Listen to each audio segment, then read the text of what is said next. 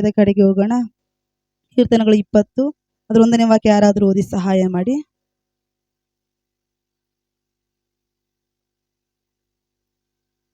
Hallelujah.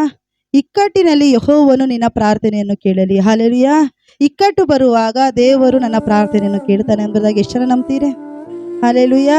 ಇಕ್ಕಟ್ಟು ಬರುವಾಗ ನಾನು ಕೂತ್ಕೊಂಡು ಯೇಸುವೇ ಎಂಬುದಾಗಿ ಹೇಳಿ ಕೂಗುವಾಗ ದೇವರು ನನ್ನ ಪ್ರಾರ್ಥನೆಯನ್ನು ಕೇಳುತ್ತಾರೆ ಎಂಬುವರು ಎಷ್ಟು ಜನ ನಂಬುತ್ತೀರಿ? ಹಲ್ಲೆಲೂಯಾ.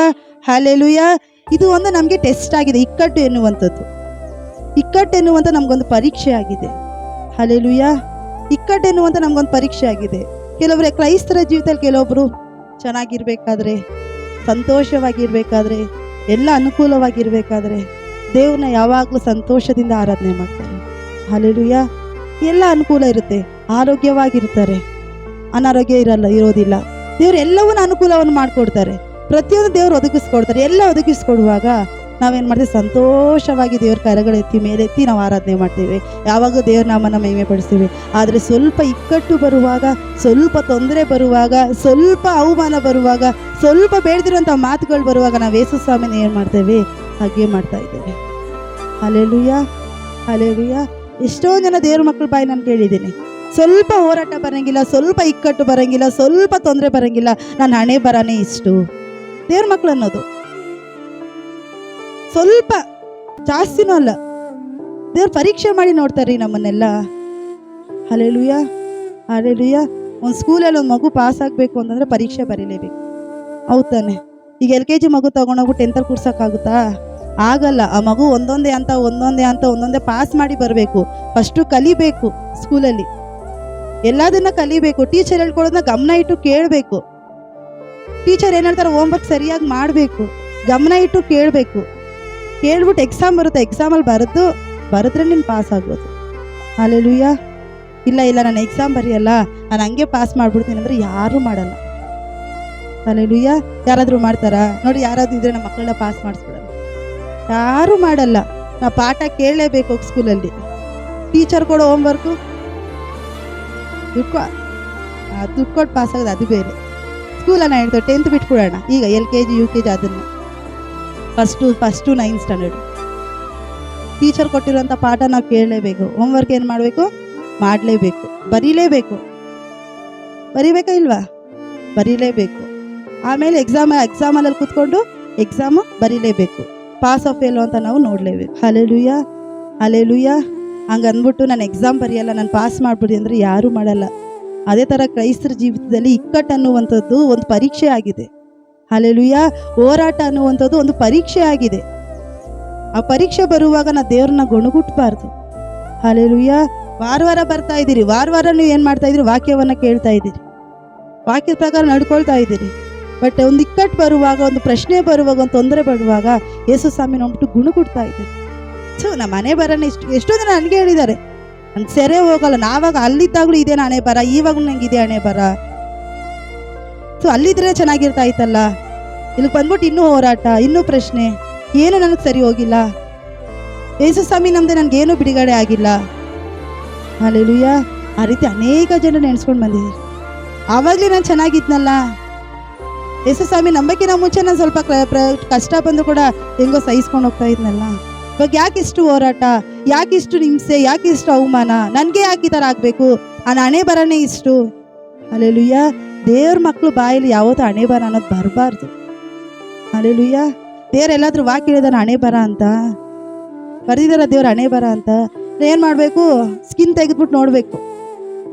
ಸ್ಕಿನ್ ತೆಗೆದ್ಬಿಟ್ಟು ನೋಡ್ಬೇಕು ಏನು ಬರೆದಾರೆ ದೇವರು ಅಂತ. ಹಣೆ ಬರ ಅನ್ನೋದೇ ಇಲ್ಲ. ಹಲ್ಲೆಲೂಯಾ.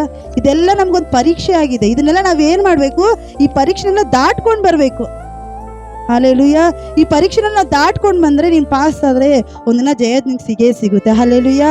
ಹಾಗೆಲ್ಲ ನಮ್ಗೆ ಬೇಡ. ನಮ್ಗೆ ಹೋರಾಟ ಬೇಡ, ನಮಗೆ ನಿಂದನೆ ಬೇಡ, ನಮ್ಗೆ ಅವಮಾನ ಬೇಡ, ನಮಗೆ ಕಷ್ಟ ಬೇಡ, ನಮ್ಗೇನು ಬೇಡ. ನಮ್ಮ ಬಿಡುಗಡೆ ಒಂದೇ ಬೇಕು ಅಂದರೆ ಆಗೋದಿಲ್ಲ. ಹಲ್ಲೆಲೂಯಾ. ಎಲ್ಲವನ್ನು ಕೊನೆಯವರೆಗೂ ಸಹಿಸಿಕೊಳ್ಳುವ ಧನ್ಯನು. ಹಲ್ಲೆಲೂಯಾ. ಕೊನೆಯವರೆಗೂ ತಾಳಿಕೊಳ್ಳುವ ಧನ್ಯನು. ಜೀವ ಎಂಬ ಜಯಮಾಲೆ ಸಿಗುತ್ತೆ ಎಂಬುದಾಗಿ ಇಲ್ಲಿ ಕರ್ತನ ವಾಕ್ಯ ಹೇಳುತ್ತೆ. ಹಲ್ಲೆಲೂಯಾ. ನನಗೆ ಕಷ್ಟ ಬೇಡ, ಹಿಂಸೆ ಬೇಡ, ನನಗೆ ನಿಂದನೆ, ನನಗೆ ಹೋರಾಟ ಯಾವುದು ಬೇಡ. ಕ್ರೈಸ್ತನೇ ಬೇಡ ನಿಮಗೆ. ಹಲ್ಲೆಲೂಯಾ. ದೇವರು ಇದ್ರಲ್ಲಿ ನಿಮ್ಮ ಟೆಸ್ಟ್ ಮಾಡಿ ನೋಡ್ತಾರೆ.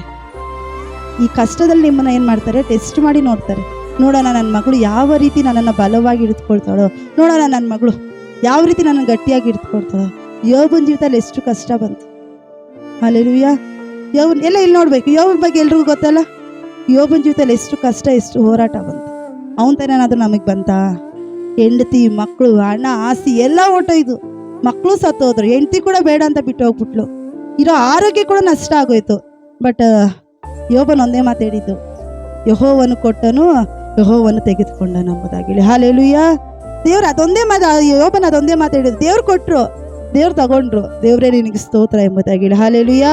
ಅವ್ನಿಗೆ ಆ ಹೋರಾಟ ಜಾಸ್ತಿ ದಿನ ಇರಲಿಲ್ಲ, ಅವಂಗ ಹಿಂಸೆ ಜಾಸ್ತಿ ದಿನ ಇರಲಿಲ್ಲ, ಆ ಕಷ್ಟ ಜಾಸ್ತಿ ದಿನ ಇರಲಿಲ್ಲ. ಆ ಒಂದು ಮಾತಿಂದ ಎದುರು ನೋಡ್ತಾ ಇದ್ದ ದೇವರು. ಆ ಒಂದು ಮಾತೆ ದೇವ್ರು ತುಂಬ ಇಷ್ಟ ಆಗಿ, ನನ್ನ ಮಗನಿಗೆ ಈ ಥರ ಆಗೋಯ್ತಂದ್ರೆ ಎಂಬುದಾಗಿ ದೇವ್ರು ಏನು ಮಾಡಿದ್ರು, ಮತ್ತೆ 2ರಷ್ಟು ದೇವ್ರು ಅವನ್ನೇ ಆಶೀರ್ವಾದ ಮಾಡಿದ್ರು. ಹಲ್ಲೆಲೂಯಾ. 2ರಷ್ಟು ಆಶೀರ್ವಾದ ಮಾಡಿದ್ರು.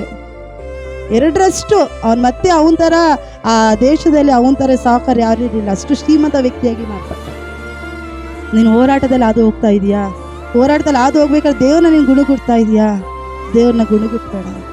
ಹಲ್ಲೆಲೂಯಾ. ಹೋರಾಟ ಬರುವಾಗ ದೇವ್ರಿಗೆ ಸ್ತೋತ್ರ ಹೇಳು. ದೇವರೇ ಕೊಟ್ಟಿದ್ದಕ್ಕಾಗಿ ಸ್ತೋತ್ರ ಎಂಬುದಾಗಿ ಹೇಳು.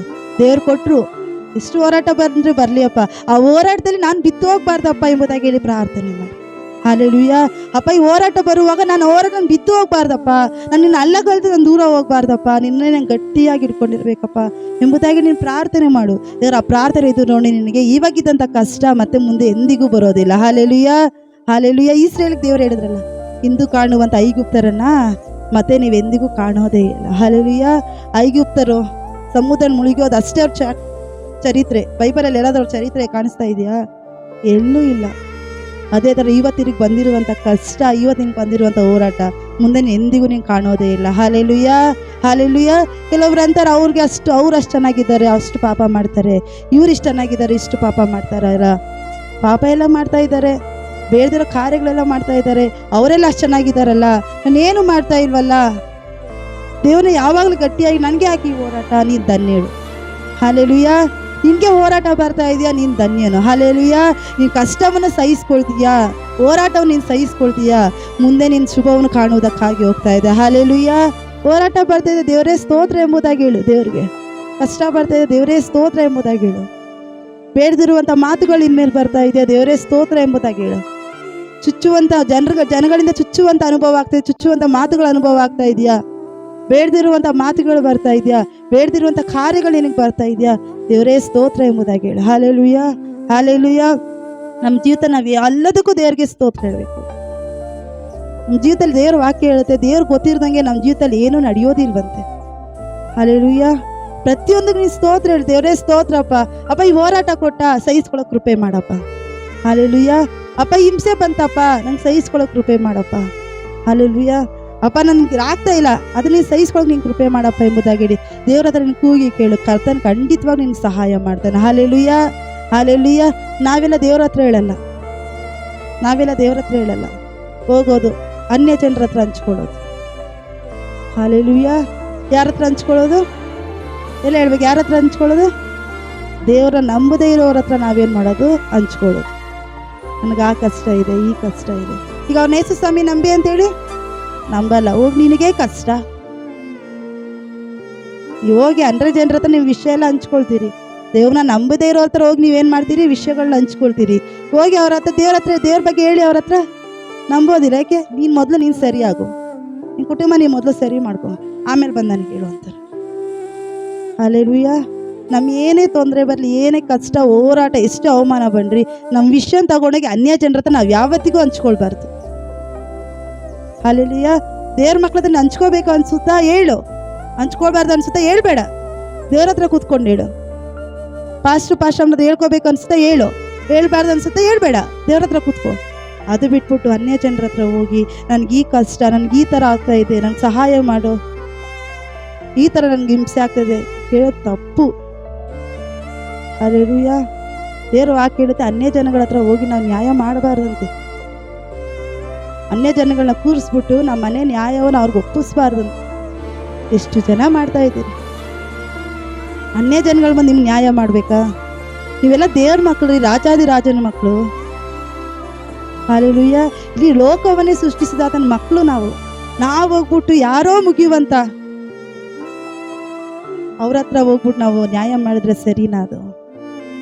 ಹಲ್ಲೆಲೂಯಾ. ಸರಿನಾ? ನೀವೇ ಹೇಳಿ, ಸರಿನಾ ಅದು? ಅನ್ಯ ಜನರದ್ದು ಹೋಗ್ಬಿಟ್ಟು ಹಂಚ್ಕೊಳ್ಳೋದು ಸರಿನಾ? ನಾವು ದೇವ್ರ ಮಕ್ಕಳ ಹತ್ರ ಹೋಗು ಮತ್ತೆ ಹೇಳಿ, ಯೇಸು ಸ್ವಾಮಿ ನಿನ್ನ ಕಷ್ಟದಿಂದ ಬಿಡಿಸ್ತಾರೆ, ಯೇಸು ಸ್ವಾಮಿನ ಬಿಡಿಸ್ತಾರೆ ಎಂಬುದಾಗಿ ಹೇಳಿ. ನಂಬಲ್ಲ ಅವರು. ನಿನಗೇ ಕಷ್ಟ, ನಿನಗೇ ದರಿದ್ರ ಅಂತಾರ ಅವ್ರು. ಹಂಗೆ ನಿನಗೇ ದರಿದ್ರ. ಯಾರೋ ಒಬ್ಬ ಊರಲ್ಲಿ ಒಂದು ಸಭೆ ಇತ್ತಂತೆ. ಆ ಸಭೆ ನಡೆಸ್ಬೇಕಾದ್ರೆ ಒಂದು ಸಭೆಗೆ ಬರೋದು ವಿಶ್ವಾಸಿ ಮಗನೇ ಫುಲ್ಲು ಕುಡಿತಾ ಇದ್ರಂತೆ.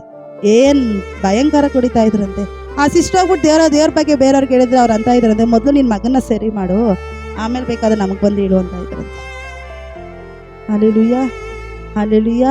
ಆ ಟೈಮಲ್ಲಿ ದೇವ್ರು ಎಷ್ಟು ನೊಂದ್ಕೊಳ್ತಾರೆ, ಆ ಟೈಮಲ್ಲಿ ಎಷ್ಟು ದೇವ್ರು ನೊಂದ್ಕೊಳ್ತಾರೆ. ಹಲ್ಲೆಲೂಯಾ. ದಯಮಾಡಿ ಅನ್ಯ ಜನರ ಹತ್ರ ನಿಮ್ಮ ಯಾವುದೇ ವಿಷಯಗಳಾಗಿ ತಗೊಂಡೋಗಿ ಹಂಚ್ಕೋಬೇಡಿ. ಹೇಳಿ, ದೇವ್ರ ಹತ್ರ ಕುತ್ಕೊಂಡು ಹೇಳ್ರಿ. ನೋಡ್ರಿ, ಬೇರೆ ದೇವ್ರ ಮಕ್ಕಳು ನೋಡ್ರಿ, ಯಾರು ನಿನ್ನ ಆಧರಿಸ್ತಾರೋ ಅವ್ರ ಹತ್ರ ಹೋಗಿ ಹೇಳಿ. ಆಡ್ಕೊಳ್ಳೋ ಹತ್ರ, ಗೇಲಿ ಮಾಡೋರ ಹತ್ರ ಹೋಗಿ ಹೇಳಕ್ಕೆ ಹೋಗ್ಬೇಡ್ರಿ. ಯಾರು ನಿಮ್ಮನ್ನು ಆಧರಿಸ್ತಾರೋ ಅವ್ರ ಹತ್ರ ಹೋಗಿ ಹೇಳಿ. ಹೇಳ್ಬಿಡಿ, ಈ ಥರ ಪ್ರಾಬ್ಲಮ್ ಆಗಿದೆ, ಪ್ರಾರ್ಥನೆ ಮಾಡಿ, ಸಹಾಯ ಮಾಡಿದ್ ಕೇಳಿ. ದೇವ್ರ ಮಕ್ಕಳ ಹತ್ರ ಕೇಳ್ರಿ, ಏನು ತಪ್ಪೇ ಇಲ್ಲ. ಅದು ಬಿಟ್ಬಿಟ್ಟು ಅನ್ಯ ಜನಗಳ ಹತ್ರ ಹೋಗಿ ಕೈ ಚಾಚೋ ಸಹಾಯ ಮಾಡಿ ಅಂತಾಗಿ. ಹಲ್ಲೆಲೂಯಾ. ಯಾರಿಗೂ ಹೇಳ್ಕೊಬಾರ್ದು ಅನ್ಸುತ್ತಾ? ಕೂತ್ಕೋ ರೂಮಲ್ಲಿ, ಏಕಾಂತವಾದ ಕೋಣೆ ಒಳಗಡೆ ಕೂತ್ಕೊಂಡು ದೇವ್ರನ್ನ ಕೂಗು. ದೇವ್ರ ಹತ್ರ ಹೇಳು, ಅಪ್ಪ ನನ್ಗೆ ಈ ಥರ ಇದೆ, ನನ್ನನ್ನು ಬಿಡಿಸಿ ಎಂಬುದಾಗಿ ದೇವ್ರ ಹತ್ರ ಕೂಗಿ ಹೇಳು. ಖಂಡಿತವಾಗ್ಲೂ ದೇವ್ರಿಗೆ ಸಹಾಯ ಮಾಡೇ ಮಾಡ್ತಾರೆ. ಹಲ್ಲೆಲೂಯಾ. ನಾವು ಹೆಂಗ್ ಗೊತ್ತಾ, ದೇವ್ರ ಮಕ್ಕಳಾಗ್ರೆ ಹೆಂಗ್ ಗೊತ್ತಾ, ಈ ದೇವ್ರ ನಂಬಕ್ಕಿಂತ ಮುಂಚೆ ಏನಾದರೂ ಅದು ಇದು ಬಂದವರು ಎಲ್ಲ ಕಡೆ ಸುತ್ತಾಡ್ಕೊಂಬಂದು ಲಾಸ್ಟ್ಗೆ ಯೇಸು ಸ್ವಾಮಿ ನಂಬ್ತಾರಲ್ಲ, ಅದೇ ಥರ ನಾವು ದೇವ್ರ ಮಕ್ಕಳಾಗ್ಬಿಟ್ಟಿದ್ದೀವಿ. ಈಗ ಅನ್ಯ ಜನರು ಕೆಲವೊಬ್ರು ಎಲ್ಲ ಕಡೆ ಸುತ್ತಾಡಿ ಅಲ್ಲಿಗೋಗಿ ಲಾಸ್ಟಲ್ಲಿ ಯೇಸು ಸ್ವಾಮಿ ಪಾದ ಇಟ್ಕೊಳ್ತಾರಲ್ಲ, ಅದೇ ಥರ ದೇವ್ರ ಮಕ್ಕಳ ಜೀವಿತದಲ್ಲಿ ಆಗ್ಬಿಟ್ಟಿದೆ.